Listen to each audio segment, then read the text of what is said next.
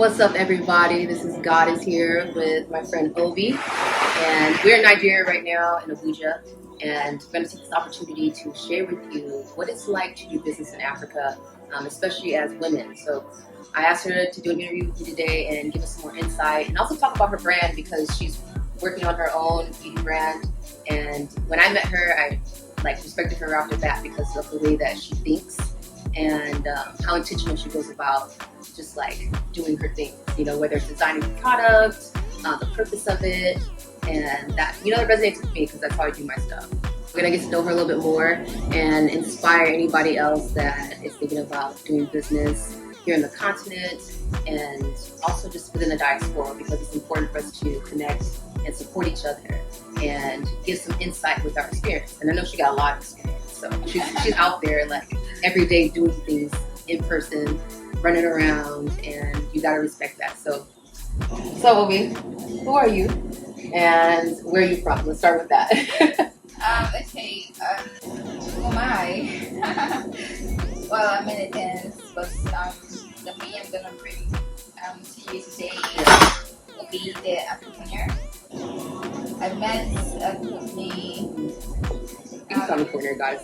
Both are fine. Go this. That's what she said. Through my entrepreneurial yeah. So I'm going to talk about me as an entrepreneur today, and I'm an entrepreneur exploring Africa. I've been back to Africa for about 6 or 7 years now. So I'm just exploring what it's like to do business in Africa, and it's been a journey. So where are you coming from before the 6? What happened before the 6 years?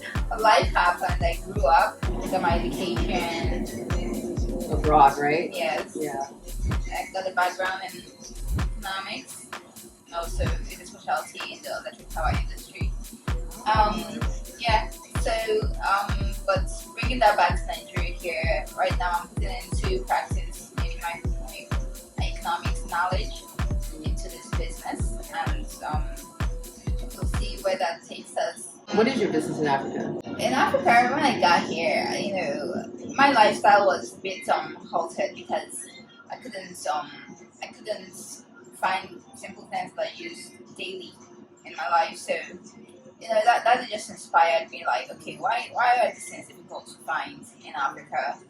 Things that I can just go to the store road and pick up very easily. Life was much simpler for me when I was abroad, and now that I'm back. Once I came back, life became difficult. It became difficult to cook the meals I like because I couldn't find the ingredients. It became difficult to make a cream that I like. Okay, hi Obi. So this is me and Obi's second attempt at this interview because we started it in Abuja, which you guys saw in the first clip. And so we're gonna continue it now. She's in, you're in the South right now, Nigeria, huh? Yeah, so she's in Nigeria. I am back in California. So we're going to continue our conversation. It was her sharing her experience of being a woman doing business in Africa. Some of the, roadblocks you might experience or obstacles you might experience and how she overcomes them. And so we're going to get back into that. What it's been like, your experience being a woman and doing business and being the boss, making the decisions. When I first came to Nigeria, and then I spoke with some people about commencing a business. People didn't really take me seriously. I didn't understand why, but now I do have a better perspective because one of the major factors that I'm a woman. Women don't. If you say women in business, most of the time they're fronting for their husband has set them up or their fiancé has set them up, and they just when you ask them about details of the business, their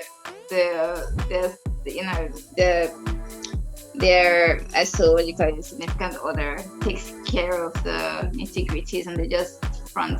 They're just the ones that do the marketing, or that sit in front or collect the finances. So they don't really know details about their business. So when I now started talking about setting up a business in Nigeria, people didn't really take me seriously, and then I went ahead and did it because I just went ahead and I mean, I didn't do it like, I wasn't like, didn't go to business school. I mean, I had management studies and stuff like that, but didn't go to a proper business school and stuff. So I just, wrote a business plan, a very sketchy one, and then we just decided to go ahead and set up a factory, buy machinery and stuff like that, import these things, and then when it came to the operations, that's where everything got tough. It was the man's world. Everybody is only men work in this manufacturing industry, especially. True. It's mostly men everywhere. So I mean, most of the people I had to call for advice or stuff like that are men. And so when you're going to meet with someone, you can't just carry yourself and go there because one, you're a woman. You have to go with another man so that you don't get into any kind of trouble. Yeah. And Nigerians are not so discreet when it comes to making passes as a woman. A woman's a woman, she's meant to pass that. What do you mean making passes? Okay, so I don't know, you can go to someone's office and you're there to discuss business and they say, "Hey, fine girl." Oh, okay, that's married. Yes. So instead of business, they're hitting on you. Like, you must be here for my pleasure. You must arrive for me, the man, because that is your job. Okay, so sometimes you will like, so you don't want to go alone because you don't want to end up, I mean, you just have to use your wisdom. Go with someone, go with a subordinate that's a male, so that they don't make a pass at you and then you're like, okay, then they might get angry and say, if you don't, go out on a date with me, I'm not going to, collaborate with you, so you don't want to end up. They'll try to use this power over you. Of course, this is Nigeria. No one, power speaks. Power is raw. Power speaks in this country. You get everything by power. Even if your power is fake, you fake your power and you get what you want. Right? So, do you know who I am? That's the question I was taught to ask. Do you know who I am? That's it. You know who I am, even if you're nobody. Exactly. You just say that. You just have to front it, and power speaks here. So that's it. And men, they will not hesitate to, impose their power on you. So you just have to be wise, and understand that this is, this is a man's world. A lot of things, like me being a small business, a small manufacturing unit, sometimes some of the things we need to produce have to be imported. They're not produced in Nigeria, then you don't have much retailers of it in this country, so they have to be imported, and the cost of that, like importing, the amount that has to be imported is large. So sometimes I go and I collaborate with larger manufacturers, and I'll be like, okay, can we, but you do the importation and we just buy from you. You understand the amount that we need. So I have to go to these meetings, have to go, and they're all men. There's no one that's a woman. But luckily, I've been lucky to meet. I've been lucky, not to enter into any too many compromising positions or whatever. And I've been able to get the supplies that I needed from these big manufacturers, and so that my business can go forward. Yeah, exactly. So when it comes to the marketing side, so like I told you, a lot of the supermarkets are also managed by men. Some of them you have women managing it, or but they're fronting for a man. Some women do put in a place. Everybody's kind of like putting the proper role. So if we need a woman to front here, we put a woman there. If we need a man to front here and hold the power down here, then we put a man there. So it's like, people have men hold a lot of the power. When you go to some shops, like some shops don't even, like, if the procurement manager is male, sometimes he doesn't even like relate it to women. Like, especially in the north, sometimes it's like women don't do It depends on which part of the north you are, anyways. Like some people see women as, house property or whatever. So when you come as a woman to say, okay, well, let's talk business, they're like, we're not gonna dress you. So you just what I do is I do. What business? What? Yeah, I was just saying, they look at you like, what business can you talk about? Like they won't even look at you in the eye. Like, okay, why are you doing here? You want to talk to me about business? I would say in the North, it's also a cultural thing, right? Because there's different religions. There's Christianity and there's Islam. So I know in the North, there'll be a lot of Islam culturally as well. Just like the dynamic between man and woman is different. And so that's what I noticed as well when I was there. So I just learned to just not expect people to greet directly to me. Whereas before, I'm just like, you talk to me. It's kind of like a respect thing. Like you look me in the eye and you talk to me. So it was different for me. Sit there and be if you go alone as a woman, they might address you, but once there's a man in your vicinity, in your environment, even if he's your subordinate or even your house boy, they will address him. They're not going to address you. So you have to get to the man. The man's the gatekeeper to get to the woman, kind of thing. Man is the woman is under cover of a man. Period. And sometimes if you start talking to them, they will just ask you, where's your Oga? What is Oga? Do you understand? Where's your man? Oga means like your husband or whoever owns you. Oh, wow. Yeah. Or whoever you belong to, when you're married, you belong to your husband. So it's like, where's your Oga? I want to talk to him. And if I go with an employee, it doesn't matter what part of the country, whether the north or the east, and they go into the marketplace. Of course, Nigeria, like 80% of the market is like informal markets. So when you go to the marketplace, they will see the employee like a guy and the woman, and I'm not only trying to talk to them, I'm talking to them with an accent. They're not going to respond. I mean, they'll just turn around and talk to the guy. Do you understand? So it's difficult sometimes, especially in fact in the southeast here, which is actually where my family is from. They said that they speak Igbo here. So I speak Igbo as well, but I'm not fluent. And then because I have acquired an accent from all the years I spent abroad, my Igbo is not, it doesn't sound like, the home Igbo. So when I speak and they find it difficult to understand, they just shut down, or they just, address the other person who speaks Igbo better. Oh, so they're just like, you're not doing it right. Just ignore her. No, they will even insult you for not knowing how to speak Hebrew and all those things. But I think that maybe bothered me when I first came, but now it doesn't bother me. I just like, okay, let's just achieve what we came here for. And then if the person I am can explain very clearly what I'm trying to say, I will let them explain. And if they forget anything, because I understand the language, of course, very well. If there's anything to let out, I just remind them, please tell them this too. And then we get, usually once you start speaking in local language, like tensions drop and the writtenness, I usually go out with, it's usually a guy, me and the guy. So just to break that barrier of being a woman or whatever. So you've learned how to work. You've learned how to work with it. Yeah, you have to learn how to work with it.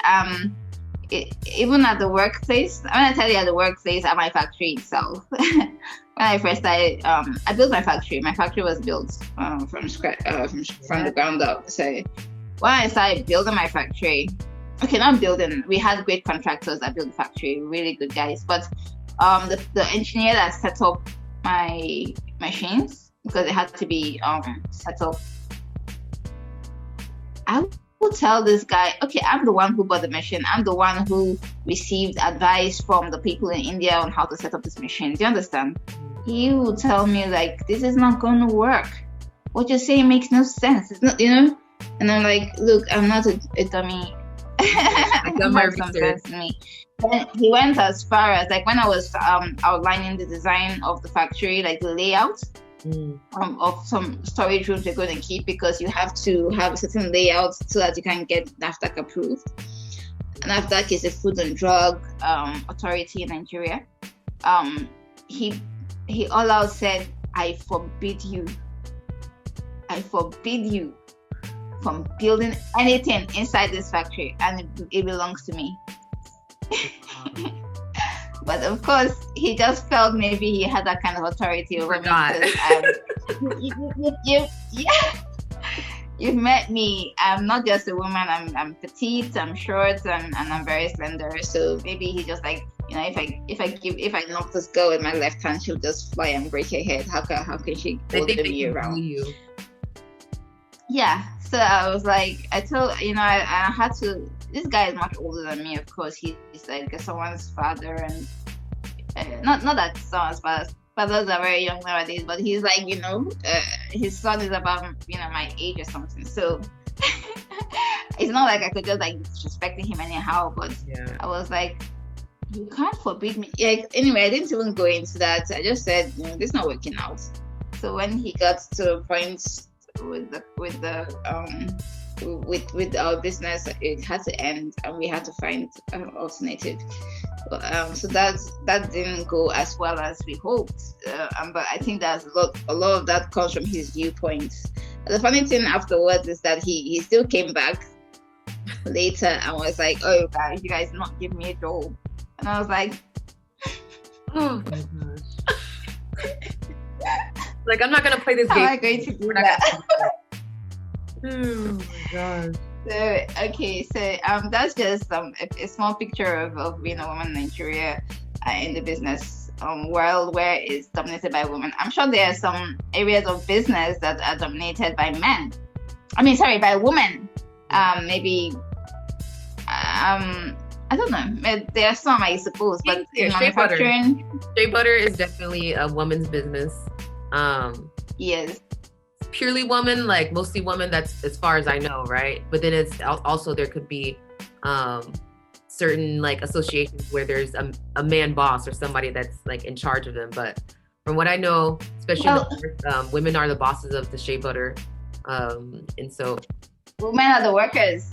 So actually that's a phenomenon in Nigeria, which a lot of international aid has been trying to change, to get the money directly to the woman. Because what happens is the woman, you've seen these beautiful pictures of old mamas making shea butter in the villages, right? Yes. Okay, they do all the hard work, and then their husbands or their sons, males, take the shea butter to the market, arrange with people, and then they collect the money, and it doesn't get back to the ladies. So that was actually something that a lot of international organizations have been trying to change, to get the money back into the hands of the women directly, because they are the ones doing all the work. So but yes, it's a female-dominated industry in terms of the laborers, but in terms of who's getting rich, a lot of men are getting rich from it. Although they call it the women's gold, it's women's gold, and it helps them feed their families. A lot of the men that sell it are actually their husbands, so it gets back to them in terms of the men bringing the money home. But in Nigeria, there are a lot of families where the men, control the money, and they don't bring it home as responsible men or to. It's not building up the home. Drinking it's like more just alcohol and womanizing. This is Nigeria, where you can have like 3 wives and 4 wives, so you know what happens. Yeah. So but also when you enter into the more mature market of shea, there are women now who have set up factories. Like, this is like pure women, I'm not the man. Who have set up factories for processing, who are engaging in exporting, who are all figuring out how trying to run campaigns of smuggling of shea seeds, shea nuts. Because there's a large smuggling business of shea nuts illegally to the Netherlands and to other countries that engage in smuggling business. So these are all like women-led campaigns, and so I'm really proud of them when it comes to that shea stuff. But so like women are business savvy in Nigeria. Though they are, whether the northerners, the easterners, southerners, or whatever, they are business savvy. And they do a lot of risky things, and they take a lot of risks, and they have losses and they have gains, and they keep the economy going. Nigerian women are, I mean, a lot of them are, like when I first started, I mean, I didn't see many women in business. Mm-hmm. But now when I joined some training courses and, you know, a lot of trainings with the ITC is the International Trade Center, Mm-hmm. I got to meet so many women in business doing amazing things. I saw their products and hear the stories. So I know that there are a lot of women doing this in Nigeria, and it's growing, you know. And then we're taking our power back. Yes, you have from the men. It's gonna hand it over to us, so you have to take it back. Yeah. Yeah, but when it comes to like large manufacturing, or not even like small scale proper manufacturing, like, you know, like with the NAFTA certification and stuff, Mm-hmm. we're still a long way to go. A lot of us are producing informally without any certifications, anything like that. We're just producing I don't know where we're producing, in our backyard, in our kitchens. Yeah. Package and sell something. Yeah. So. And that's definitely a wave I see growing is, and I was just watching a video with the Ghanaian president talking about them reclaiming their cocoa, right? So instead of them having it processed outside and then imported back in, processing their own cocoa and reclaiming the economics from that, economic power from that, because it's just been, you know, shipped out so much, and the own people, the own land, they're not experiencing the benefit from all the work that they're doing, and so it doesn't make sense. So I think like there is definitely a wave of awakening and reclaiming our power, and women especially, like we've had enough, you know. We've seen like the patterns over time, and we don't want to continue to do the same things. We want to have our own business. Yeah. And I think the thing is too, to be respected in it, because we've been doing our businesses, right? We've been like building already, but to be respected in it is a big deal. And that'll only help us grow more, is to be seen and respected in those positions, by our community, by other men, by each other. And like, you know, by each other is really like how we start. Just like even with sisterhood. That's why I saw with you just being inspired by how you run your business, and how much research and just work you put into it. Just even work around knowing what you're doing, showing ourselves as, you know, leaders in business. And like it's undeniable. So we're on our way. We're doing it. So I get this question a lot, especially being in skincare. And so you have this brand called Belle Afrique. But one of the questions I wanted to address was bleaching products, because when I went to, you know, I do skincare too. I've been asked, like, you're going to do bleaching products. It's very lucrative. You can make a lot of money, especially in Africa. It'll sell like that, you know? If you or someone you know has skin, I make Shea body butters with all natural ingredients. Head over to greenbodywellness.com to get your glow up butter, because you have skin. So are you not moisturizing? You're moisturizing, right? So are you using lotion? Okay, so look at your lotion bottle. How many ingredients are in your lotion bottle? And can you pronounce all those ingredients? And does that lotion work for very long? And can you say that it's healthy for your whole skin, your whole body? Not with all those ingredients. Essential oil, shea butter, castor oil, and coconut oil, because you need it. Put it on your skin. I want you to share more about that from your perspective. Okay, so first I'm going to start with just talking a bit about Belle Afrique. Belle Afrique is